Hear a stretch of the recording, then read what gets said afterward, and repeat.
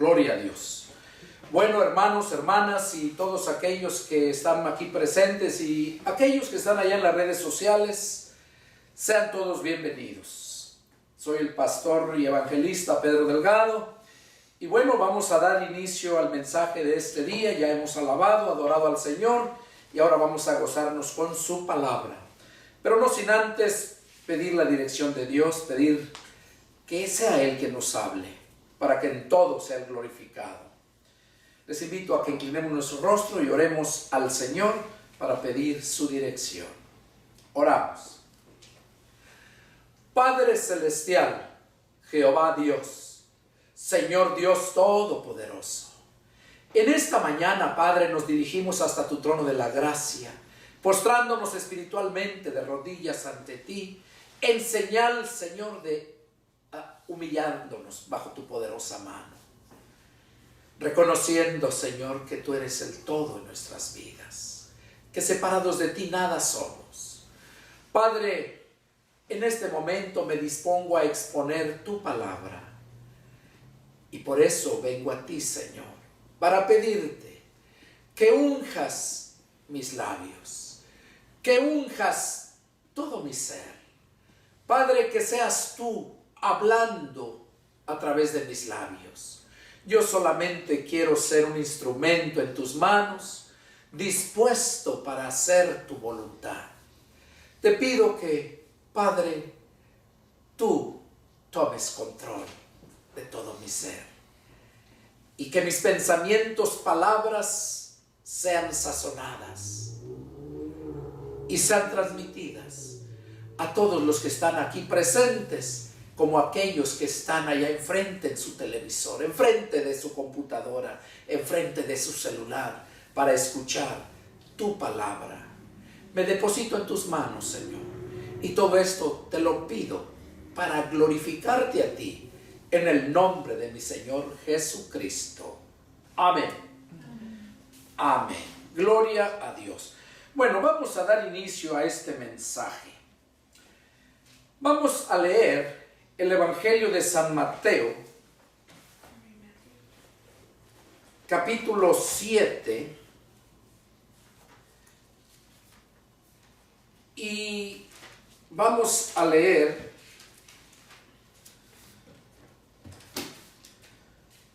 capítulo 7,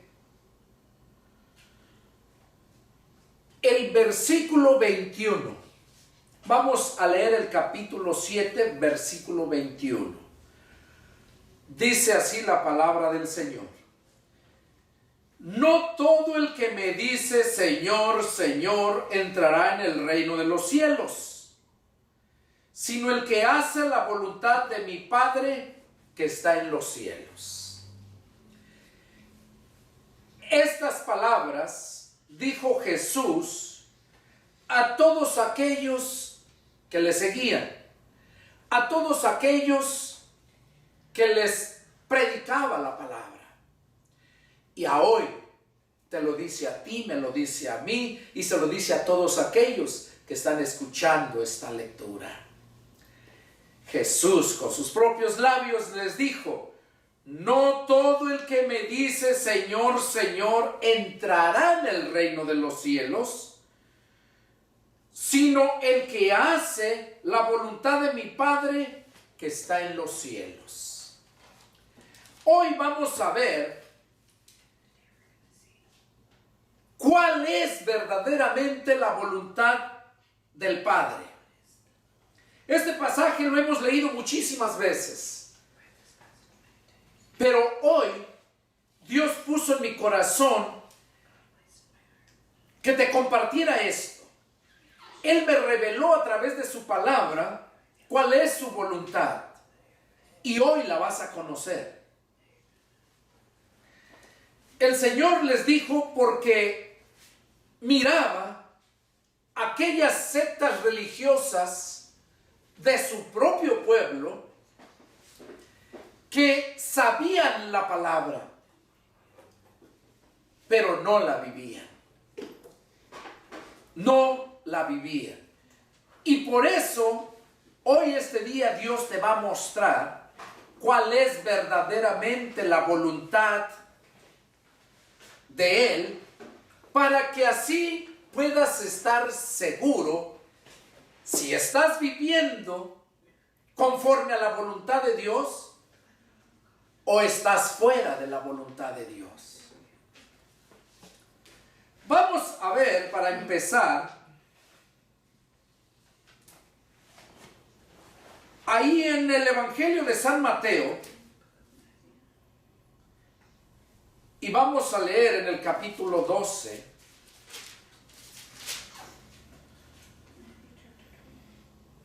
y vamos a leer los versículos 46 al 50.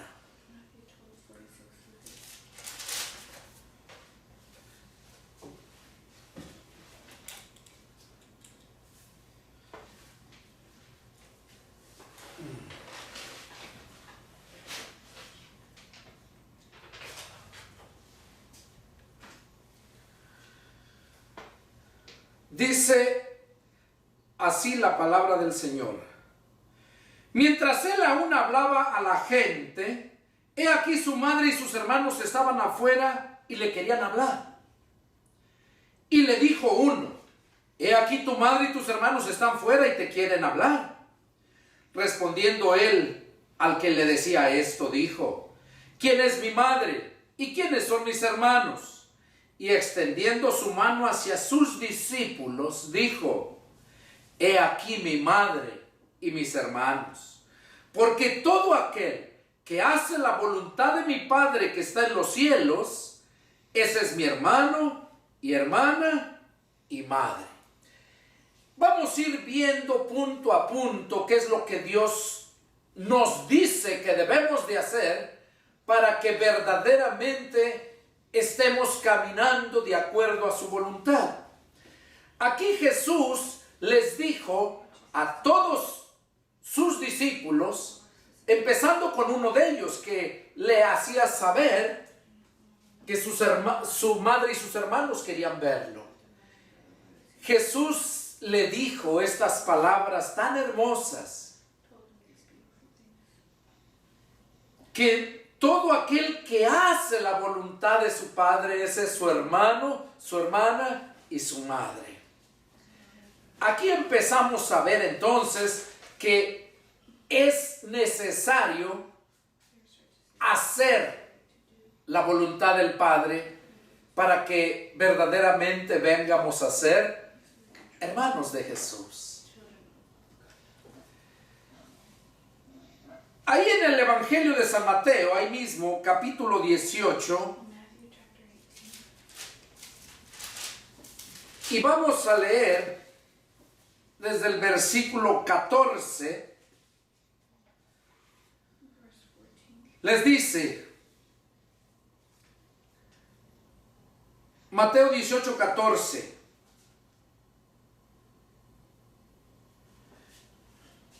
vamos a leer desde el verso 10 para entenderlo. Dice: miren que no menosprecien a uno de estos pequeños, porque les digo que sus ángeles en los cielos ven siempre el rostro de mi Padre que está en los cielos. Porque el Hijo del Hombre ha venido para salvar lo que se había perdido. ¿Qué les parece? Si un hombre tiene 100 ovejas y se descarría una de ellas, ¿no deja las 99 y va por los montes a buscar la que se había descarriado? Y si acontece que él la encuentra, de cierto les digo que se regocija más por aquellas que por las 99 que no se descarriaron. Así no es la voluntad de vuestro Padre que está en los cielos, que se pierda uno de estos más pequeños. Aquí Jesús estaba diciéndoles que no menospreciaran a uno de los más pequeños. Se refería a los cristianos más humildes que empezaban a creer en Jesús. Que no los menospreciaran.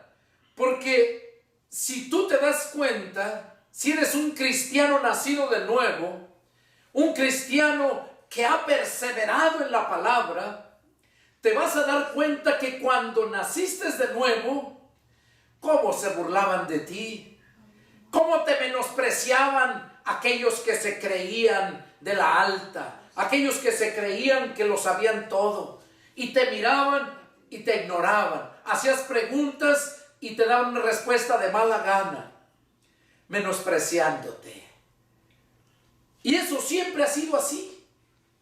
Hasta en la vida familiar, los hermanos, siempre el hermano mayor menosprecia al hermano menor. Siempre. Aquí vemos cómo Jesús les estaba diciendo que no los menospreciaran. Porque dice que los ángeles, sus ángeles en los cielos ven siempre el rostro de mi Padre que está en los cielos. Porque uno que verdaderamente nació de nuevo, entra en la presencia del Señor cuando Él quiere buscar de Dios. Cuando Él desea de todo su corazón entrar a la presencia de Dios, ya sabe lo que hacer. Hay un cántico que dice: Señor, ¿quién entrará a tu santuario para adorar? Y luego dice: el de manos limpias y de un corazón puro. Cuando tú te encuentras así, déjame decirte que tú entras a la presencia del Señor en cualquier momento. Por eso Jesús les decía estas cosas. Y en el verso les cuenta la parábola de la oveja perdida. Les pone ese ejemplo que si un hombre tiene 100 ovejas y se le descarría una, dice, no deja las 99 y se va a buscar la que se le había perdido. Y si la encuentra, dice, se regocija más por aquella que por las 99 que no se descarriaron. Cuando un alma se descarría, a Dios le duele. Y pone ese ejemplo. Y deja las 99 y va a buscar aquella que se había perdido. Hoy en día, en lugar de que vaya a buscar aquella oveja perdida, ese pastor,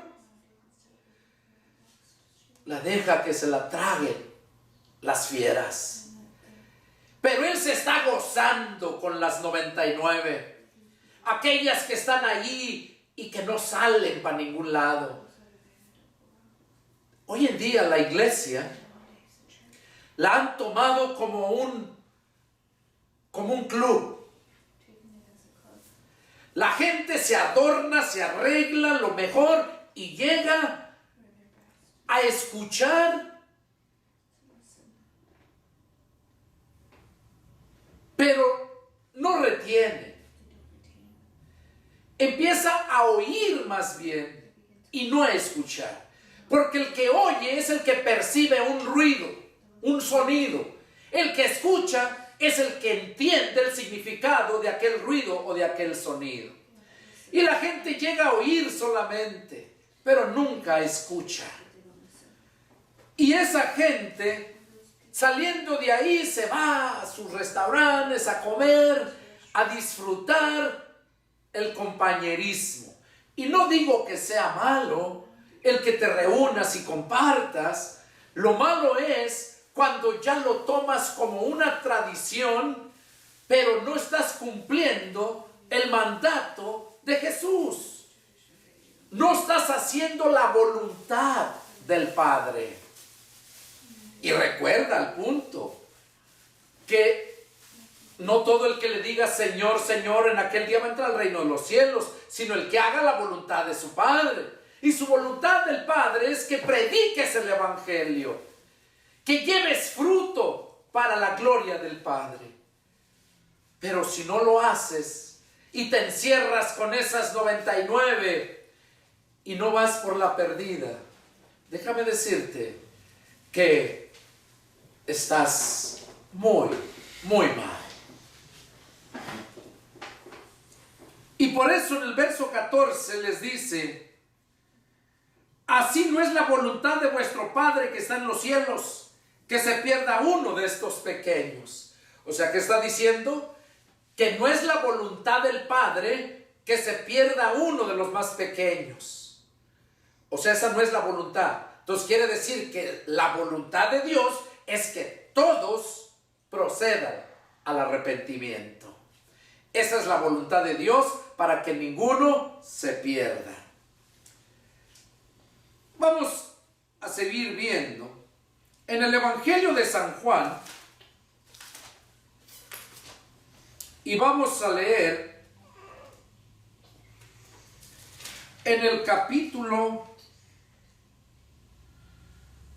6. San Juan capítulo 6. Y vamos a leer del verso 33.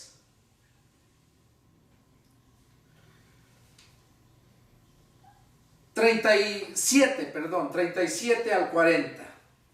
Dice así: todo lo que el Padre me da, vendrá a mí, y al que a mí viene, no le echo fuera.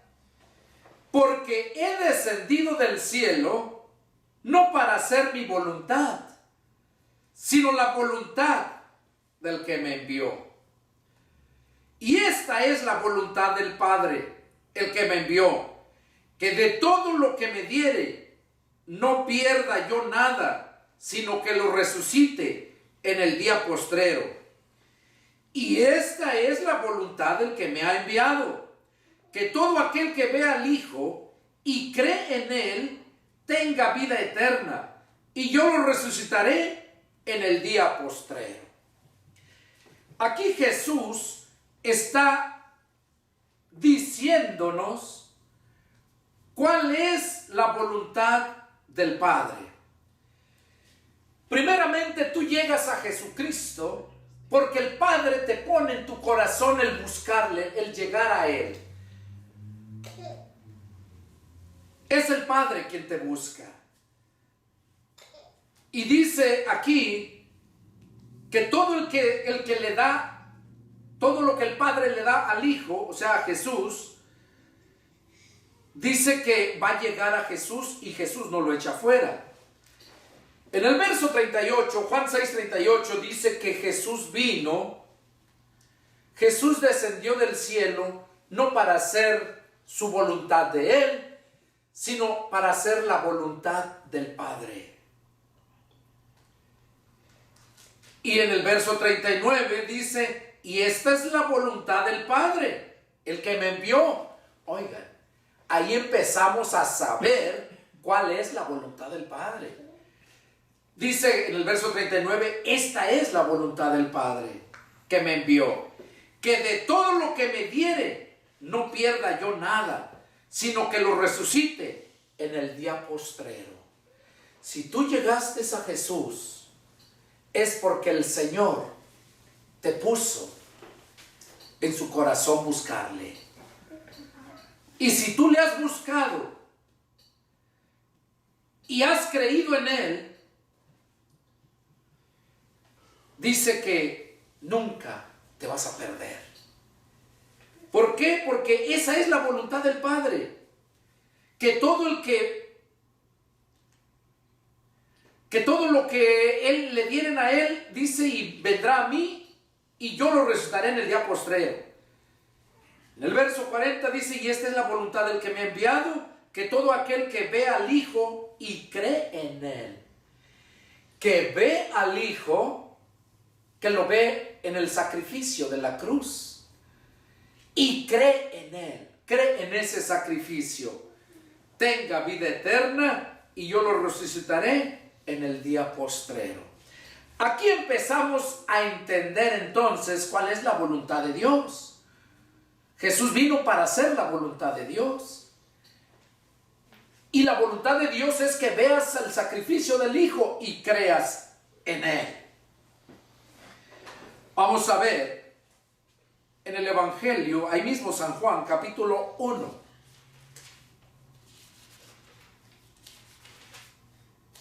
San Juan, John 1, verse 13. Ahí lo vamos a ver. 10 to 13. Dice así la palabra del Señor. San Juan capítulo 1, chapter 1, verse 10 to 13. Dice: en el mundo estaba, y el mundo por él fue hecho, pero el mundo no le conoció. A lo suyo vino, y los suyos no le recibieron. Mas a todos los que le recibieron, a los que creen en su nombre, les dio potestad de ser hechos hijos de Dios, los cuales no son engendrados de sangre, ni de voluntad de carne, ni de voluntad de varón, sino de Dios. ¿Qué es lo que encontramos aquí? Que cuando nosotros venimos a Jesús, cuando nosotros recibimos porque creemos en Jesús, dice que nosotros venimos a ser, todos los que lo recibieron y a los que creen en su nombre, dice, les dio potestad de ser hechos hijos de Dios.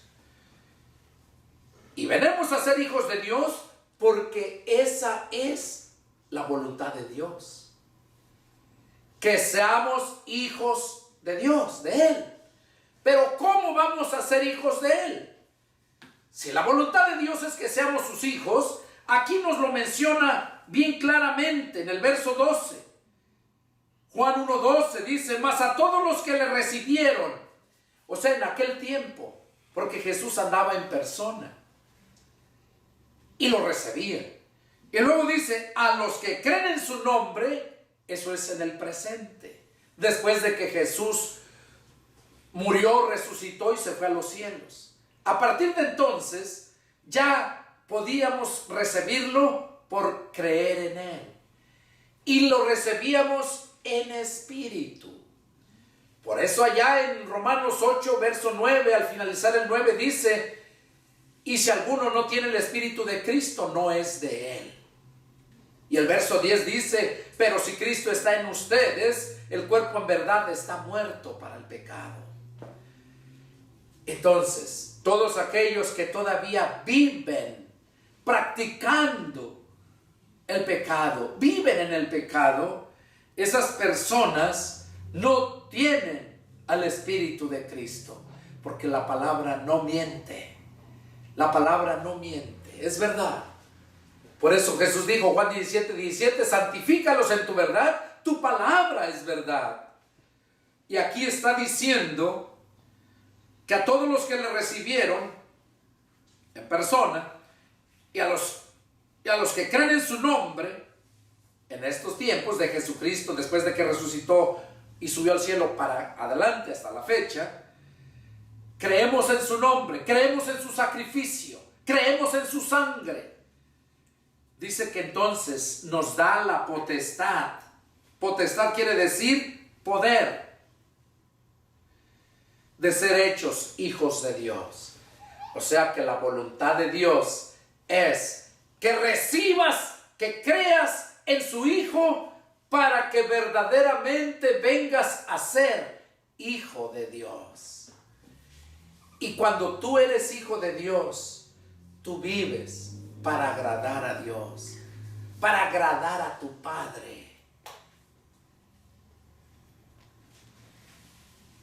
Entonces aquí vemos una vez más cuál es la voluntad de Dios. Por eso dice en el verso 13 que los cuales no son engendrados de voluntad de carne ni de voluntad de varón, sino de Dios. O sea, esa es la voluntad de Dios, que recibas a su Hijo, que creas en Él. Vamos a continuar ahí, más adelantito, Juan 3:16. Un pasaje que todo cristiano debe saber, porque es la esencia del cristianismo. Capítulo 3, verso 16. Bueno, vamos a leer del verso 14. Está bonita esta lectura. Verso 14 dice: y como Moisés levantó la serpiente en el desierto, así es necesario que el Hijo del Hombre sea levantado, para que todo aquel que en él cree no se pierda, mas tenga vida eterna. Aquí vemos en esta escritura un ejemplo que pone Jesús a todos sus discípulos que le estaban escuchando, le estaban siguiendo. Dice que como Moisés levantó la serpiente en el desierto, así es necesario que el Hijo del Hombre sea levantado. Cuando Moisés fue a Egipto a sacar a su pueblo de la esclavitud de Faraón, iban atravesando el mar, luego el desierto, y allá en el desierto murmuraban de Moisés y murmuraban de Dios. Y hartaron a Dios, de tal grado que Dios envió serpientes, dice, ahí lo dice en Números capítulo 3 versos 14, perdón, Números 21:9. Números 21:9, ahí habla lo que estamos viendo, lo que estoy hablando. Que Moisés tuvo que levantar una serpiente de bronce en una asta, o sea, en un palo parado hacia arriba. Y que hiciera una serpiente de bronce, brillosa. Y que todo aquel que fuere picado por la serpiente, que fuera mordido por la serpiente, al mirar aquella serpiente en el asta, iba a salvarse, no iba a morir. Entonces, Dios mandó a eso a Moisés, porque Dios tuvo que mandarles esa plaga de serpientes para que aprendieran a no estar blasfemando contra Dios, para que aprendieran a ser obedientes a Dios, porque ellos habían visto todas sus maravillas, sus grandes milagros, habían visto allá las plagas que mandó a Faraón cuando ellos aún se encontraban allá, cómo las plagas no les tocaban a ellos, pero las plagas a todos los demás sí les llegaban. Hoy en día estamos viviendo muchas plagas todavía. Ahorita estamos viviendo la plaga del coronavirus. ¿Y qué es lo que hace la gente? Yo recuerdo allá en marzo, hace unos meses, había aquí en San Antonio como 200 contaminados.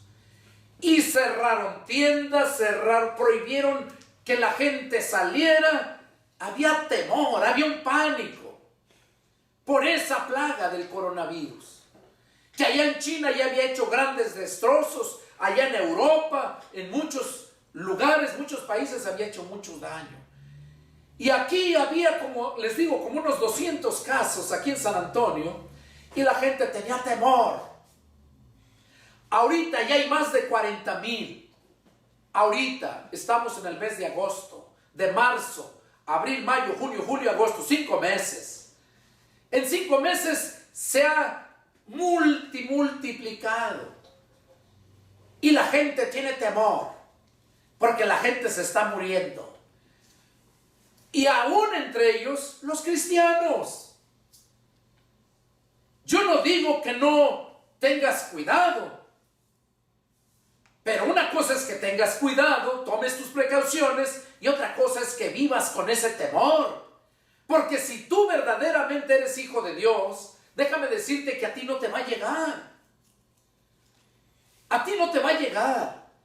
Yo recuerdo allá antes de mi cumpleaños, yo recuerdo que de repente me puse bien mal. Con todo lo que dicen, una fiebre que no paraba, diarrea, un dolor en mi cabeza, todos los síntomas del coronavirus. Y yo solamente lo que hice, me puse a orar. Le dije al Señor, Señor, que se haga tu voluntad. Si ya no tengo más que hacer aquí estoy.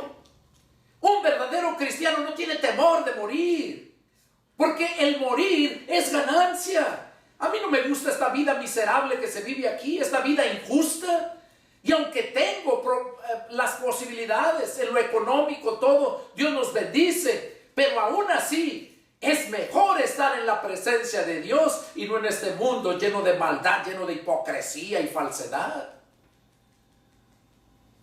Por esta razón, el mundo vive todo atemorizado. Pero se olvidan que cuando Dios está contigo, dice que caerán 1000 a tu diestra, 10,000 a tu siniestra, pero a ti no llegarán. Y eso es para que lo creas, porque la palabra de Dios es por fe. Crees y haces. Aquí vemos entonces cómo Jesús les dijo que así como Moisés había levantado aquella serpiente de bronce para que todo aquel que fuera mordido mirara a esa serpiente y fuera sanado, así era necesario que el Hijo del Hombre también, al mirar que Él iba a ser levantado y todo aquel que lo mirara, que creyera en el sacrificio de la cruz, no iba a morir. Ahora déjame decirte que aquí lo vemos claramente. Allá en lo alto, en esa asta, aquella asta y aquella serpiente no representa a Jesús. Esa serpiente representa a Satanás. Nos quiere decir, cuando Jesús estuvo allá en la cruz, fue para darnos vida a los que creyéramos en Él, pero al diablo ya lo había derrotado. Por esa razón es que la serpiente estaba en aquella asta, y para que cuando la miraras, cuando te picara y tú la miraras, creyeras que tú ibas a sanar, pero no por mirar esa serpiente allí, sino por mirarla derrotada, porque la serpiente antigua fue derrotada, que es el diablo. O sea, ya estaba su derrota, y la victoria también estaba allá en la cruz del Calvario, para mirarla y creer. O sea, o crees que en Jesucristo para vida eterna, que te va a resucitar, o crees en el diablo ya derrotado y así vas a vivir. Porque déjame decirte que si no crees en la cruz de Jesús, si no crees en el sacrificio que pasó en la cruz Jesús, déjame decirte que tú no tienes parte en el reino de Dios. Y para tener parte en el reino de Satanás, ya lo tienes desde que naciste. Desde cuando empezaste a tener uso de razón, ya estás bajo el reino de Satanás. Por eso dice la Escritura que Jesús vino a salvar lo que se había perdido. Estábamos muertos en nuestros delitos y pecados.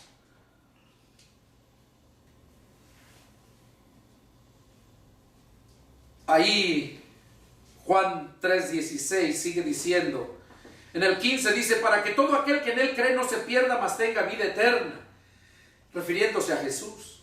Verso 16, porque de tal manera amó Dios al mundo que ha dado a su Hijo unigénito, para que todo aquel que en Él cree no se pierda, mas tenga vida eterna. Porque no envió Dios a su Hijo al mundo para condenar al mundo, sino que para que el mundo sea salvo por Él.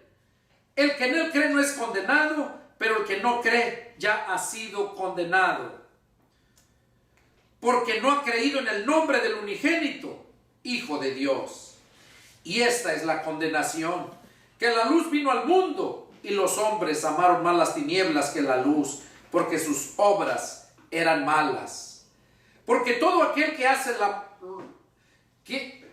lo malo aborrece la luz, y no viene a la luz para que sus obras no sean reprendidas. Mas el que practica la verdad viene a la luz para que sea manifiesto que sus obras son hechas en Dios. Aquí en Juan 3:16 hasta el 21 donde leímos, encontramos que Dios nos amó tanto que dio a su Hijo unigénito, o sea, su único Hijo con sus genes, para que todo aquel que en Él cree no se pierda, mas tenga vida eterna. Dice el 17 que Dios no envió a su Hijo al mundo para condenar al mundo, sino para que el mundo sea salvo por él. Entonces, ¿cuál es la voluntad de Dios? Que creas en Jesús, en el sacrificio. Esa es la voluntad de Dios. No lo envió aquí para condenar al mundo, sino para salvar al mundo. Y que tú lo creas. Por esa razón, aquella gente que no cree es aquella gente que vive en pecado y en la maldad.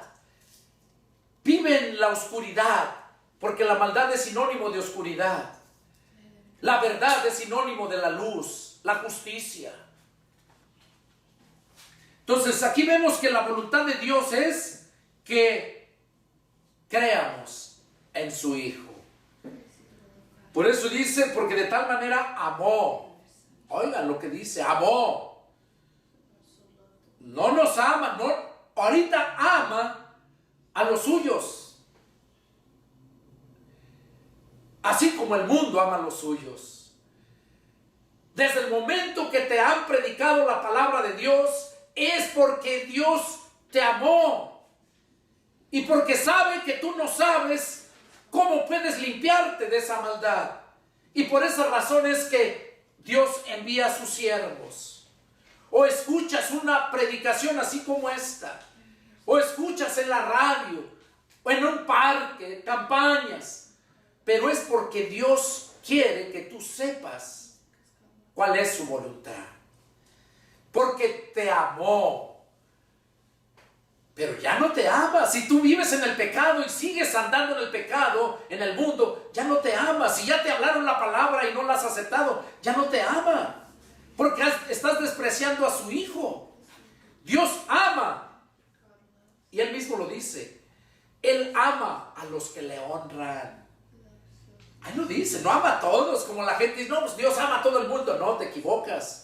Amó al mundo y por amor al mundo es que mandó a su Hijo. Pero desprécialo y verás si te ama. Tú no amarías a alguien que detesta a tu hijo. Tú no amarías a un enemigo de tu hijo. ¿Por qué?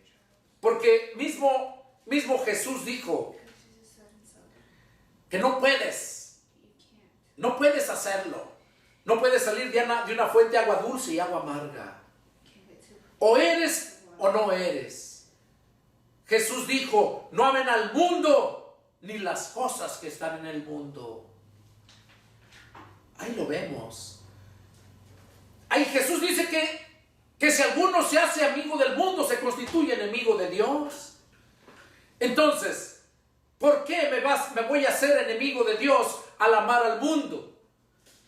Porque no debemos de amar al mundo. Por amor a sus almas debemos predicarles la palabra, nada más, pero no que lo ames como amas a tu hermano. Es algo muy interesante que debe de entender todo cristiano. Que Dios no ama al mundo, lo amó. Que Dios ama a todos aquellos que lo aman. Dios honra a los que le honran. Y cuando tú obedeces la palabra, cuando tú vives conforme a la palabra, entonces tú estás honrando a Dios y tú eres honrado por Dios, eres amado por Dios. Vamos a continuar aquí. Vamos a ver qué nos dice Jesús. Juan 4:34. Dice, Jesús le dijo, mi comida es que haga la voluntad del que me envió y que acabe su obra. Aquí Jesús había tenido un encuentro con la mujer samaritana. Los apóstoles fueron a la ciudad a comprar comida. Y ahí llegó la samaritana en el pozo a sacar agua y ya sabemos la historia. Pero el punto que está hablando aquí Jesús, cuando les dijo a sus discípulos,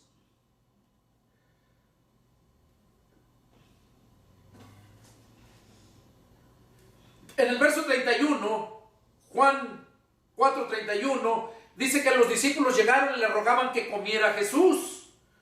Rabí, come. Él les dijo, yo tengo una comida comida que comer que ustedes no saben. Entonces los discípulos decían uno a otro, ¿le habrá traído alguien de comer? 34 dice, Jesús les dijo, mi comida es que haga la voluntad del que me envió y que acabe su obra. Y que acabe su obra. ¿Qué cosa vemos aquí? Un punto bien importante que quizás nunca lo habías escuchado. Recordemos que Jesús dijo, ahí en Mateo capítulo 4, verso 4, no solo de pan vivirá el hombre, sino de toda palabra que sale de la boca de Dios.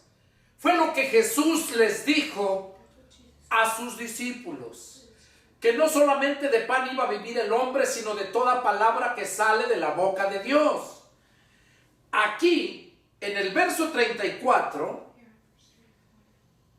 Juan 4:34, Jesús les dijo, mi comida es que haga la voluntad del que me envió y que acabe su obra.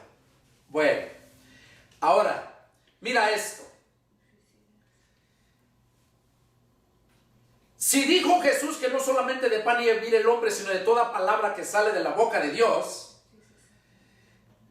¿cuál es la comida entonces que yo necesito? Nos lo revela Jesús aquí en el 34. Mi comida es hacer la voluntad del que me envió.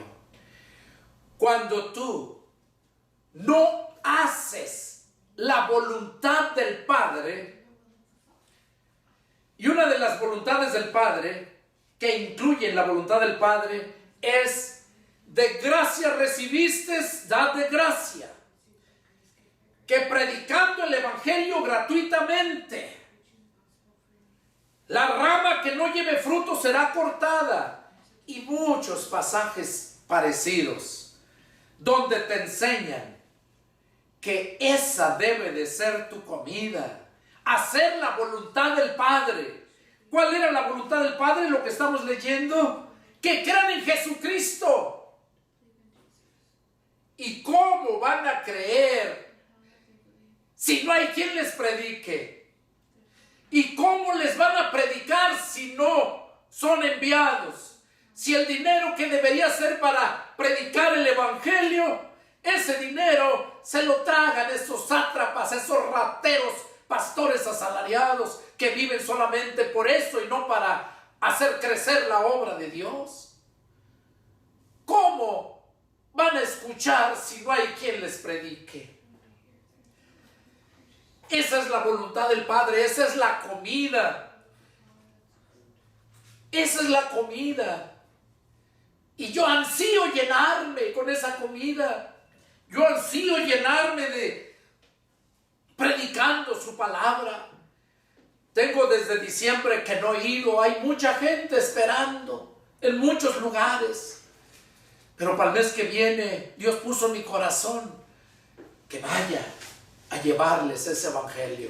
Porque así como cuidó a su pueblo en Egipto, así me ha cuidado mi familia.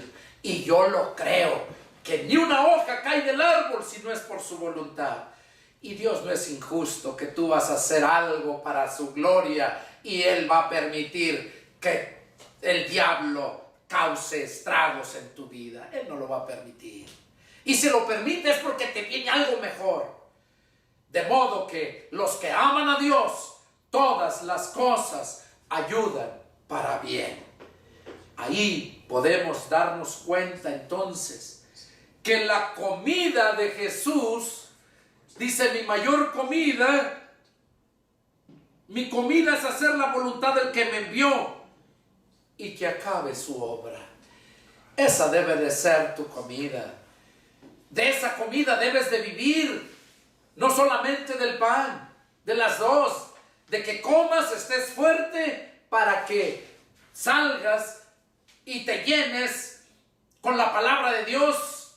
Esa comida, predicando la palabra, haciendo la voluntad de Dios.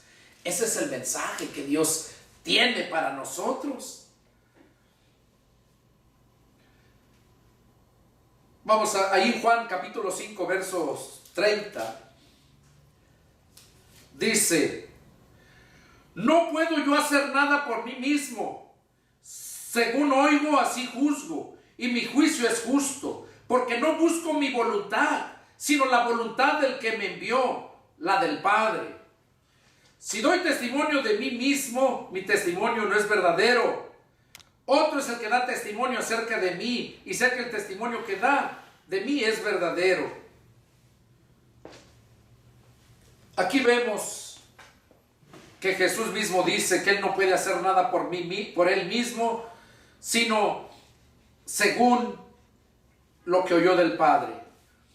Dice, porque no busco mi voluntad, sino la voluntad del que me envió. Y eso es lo que debemos de hacer. No buscar hacer tu voluntad, sino la voluntad de Dios. Porque cuando tú buscas hacer tu voluntad, entonces ya no estás agradando a Dios. Haces lo que tu gana se te da y no lo que tu amo te manda que hagas. Por eso dice el Señor: ¿quién es aquel siervo fiel y prudente, al cual el Señor puso sobre su casa para que les dé el alimento a tiempo? ¿Quién es? Es todo aquel que Dios ha puesto para que les dé el alimento. Y esa es la voluntad de Él, que des el alimento, que es la palabra de Dios.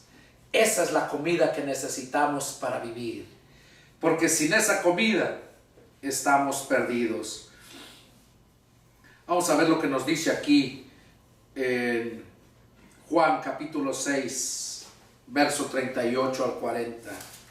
Lo acabamos de leer hace un momento. Porque he descendido del cielo no para hacer mi voluntad, sino la voluntad del que me envió. Ya lo vimos, que la voluntad del Padre es que creamos en su Hijo. Voy a leer nomás 2 versículos. Ahí en Mateo capítulo 21 y en el verso Mateo 21, 28,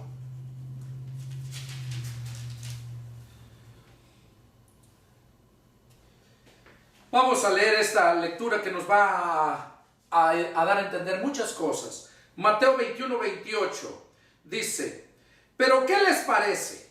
Un hombre tenía 2 hijos, y acercándose al primero dijo: hijo, ve hoy a trabajar en mi viña. Respondió él dijo: no quiero. Pero después arrepentido fue. Y acercándose al otro le dijo de la misma manera. Y respondiendo él dijo: sí, Señor, yo voy. Y no fue. ¿Cuál de los 2 hizo la voluntad de su padre? Dijeron ellos: el primero.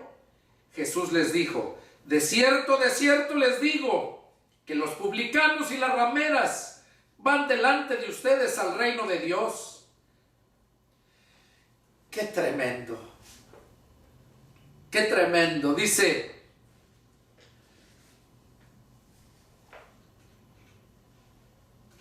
que el que hizo la voluntad del Padre no fue aquel que le dijo que sí iba y no fue, sino fue de aquel que le dijo que no iba, pero finalmente fue. O sea, no son tus palabras las que convencen a Dios, sino tus hechos. Lo que tú hagas, eso es lo que va a decir verdaderamente lo que tú eres. Y Jesús lo dijo de otra forma: por el fruto se conoce el árbol. El buen árbol da buen fruto y el mal árbol da fruto malo. Dice: pues no se cosechan higos de los espinos, ni uvas de los abrojos. Entonces aquí nos da a entender claramente que no importa cuánta Biblia sepas, no importa cuánto hayas estudiado, no importa cuánto hayas predicado a la gente, pero si tú no estás viviendo la palabra de Dios, entonces tú no estás haciendo la voluntad de Dios. Y no importa cuánto ores. Ahí Mateo 7:22, ahí lo sigue diciendo: donde dice: muchos me dirán en aquel día: Señor, en tu nombre echamos fuera demonios, hicimos milagros, profetizamos, y yo les declararé: nunca los he conocido. Apártense de mí, hacedores de maldad. Y por último,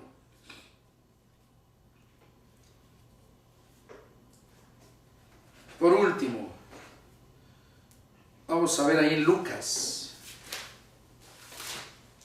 capítulo 12. Y vamos a ver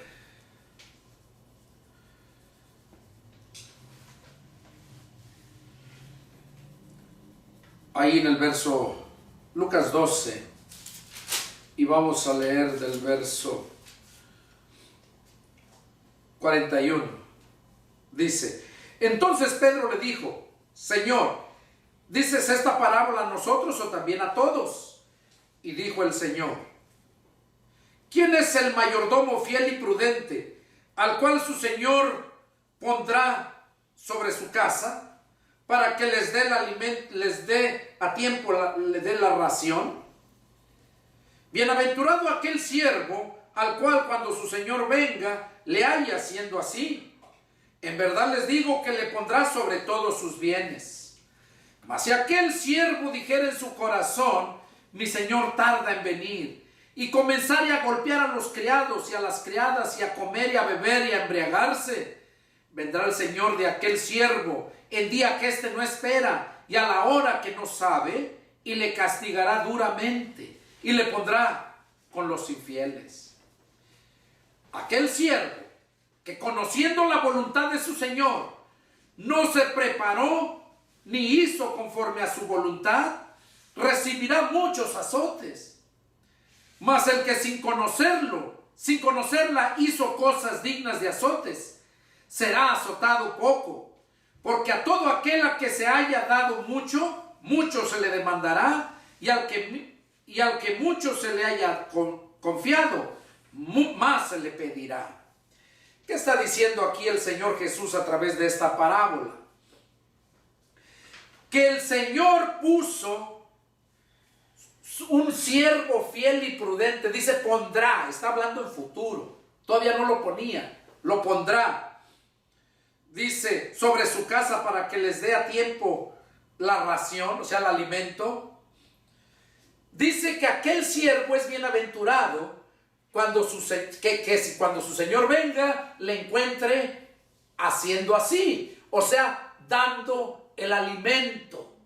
¿Cuál alimento? Que dijo Jesús: mi mayor comida es hacer la voluntad del Padre. Entonces, cuando yo ando dando el alimento, yo estoy alimentándome, haciendo la voluntad del Padre, y aquellos que están recibiendo el alimento también están preparándose para hacer la voluntad del Padre. Como decía el Señor: de gracia recibiste, da también de gracia. Es lo mismo. Ahora, dice que si aquel siervo dijera en su corazón: mi señor tarda en venir, y comenzare a golpear a los criados y a las criadas, y a comer y a beber, a embriagarse con los borrachos. Y eso es lo que estamos viviendo en estos tiempos. La mayoría de la gente, cristianos, viven en el mundo. Viven con la gente del mundo, tomando, emborrachándose, siendo groseros con sus trabajadores, siendo irreverentes en la iglesia del Señor, siendo estafadores porque no le dan su ofrenda y su diezmo que Dios demanda, y no te lo va a perdonar porque es un mandato de Él. Dios tiene un orden y Él mismo no viola ese orden.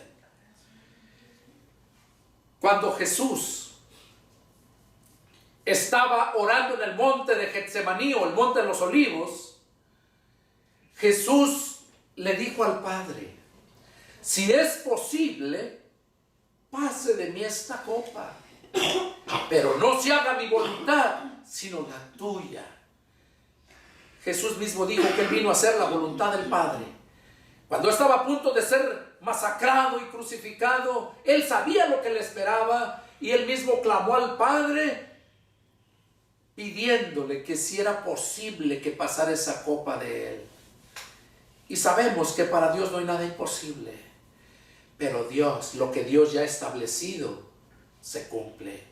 La Escritura dice que ni toda palabra que sale de su boca de Dios no regresa vacía, sino que se cumple el objetivo por el cual Él la envía.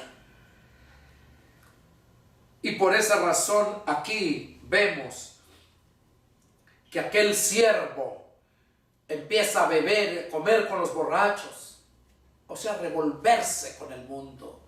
Dice que se va a tener su parte con los hipócritas.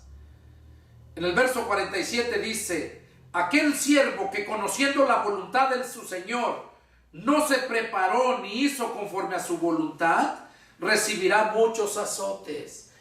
O sea, que cuando tú ya estás sabiendo cuál es la voluntad de Dios, eres un cristiano según tú, pero tú no te preparas, porque el tiempo se está acabando. Cristo viene pronto. Ahorita es tiempo de que te prepares, así como las mujeres vírgenes, la parábola de las mujeres vírgenes, que te prepares con tu aceite y enciendas tu lámpara para que sigas dando luz.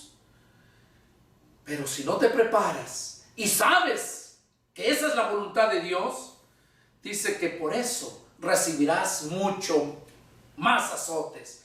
Pero aquellos, dice, mas el que sin conocerla hizo cosas dignas de azotes, serán azotados poco. O sea que ahí lo dice bien claro. Al mundo le va a ir mejor que al cristiano mediocre, al cristiano carnal. Porque el mundo no conoce bien la voluntad de Dios. Conocen de palabra, oyen, gente religiosa, pero no conocen perfectamente cuál es la voluntad de Dios. Entonces, como el mundo no conoce la voluntad de Dios, dice que va a recibir menos azotes. Pero aquel que la conoce y no se prepara, hay otro pasaje donde dice el Señor: más les hubiera valido no haber sabido nada. Y luego viene el escritor a los Hebreos y dice: horrenda cosa es haber caído en manos del Dios vivo. Déjame decirte por último, aquí en la vida espiritual hay un orden que cumplir y no hay ninguna excusa. O eres hijo de Dios o eres hijo del diablo. O eres de verdad un cristiano o eres un mundano. Ojalá fueses frío o fueses caliente, dice el Señor, pero por cuanto eres tibio, yo te vomitaré de mi boca. Entonces, si ya conoces, ya entendiste en esta escritura, por eso el título, ¿cuál es la voluntad de Dios? Y en base a la pregunta, a lo que dijo Jesús: no todo el que me diga Señor, Señor, en aquel día entrará al reino de los cielos, sino el que haga la voluntad de mi Padre. Y Dios quiso enseñarte cuál es su voluntad este día por medio de la Escritura. Y es el deseo de mi corazón que Dios haya hablado tu vida y que lo guardes en tu mente, lo atesores en tu corazón y te prepares, porque está el día de la venida de Cristo, está muy, pero muy cerca. Prepárate para el encuentro con tu Dios. Que Dios les bendiga, y si tienes alguna duda, llámenme. Mi teléfono área 210-557-0282 o 210-557-8277. Que Dios los bendiga y nos vemos la próxima. Adiós.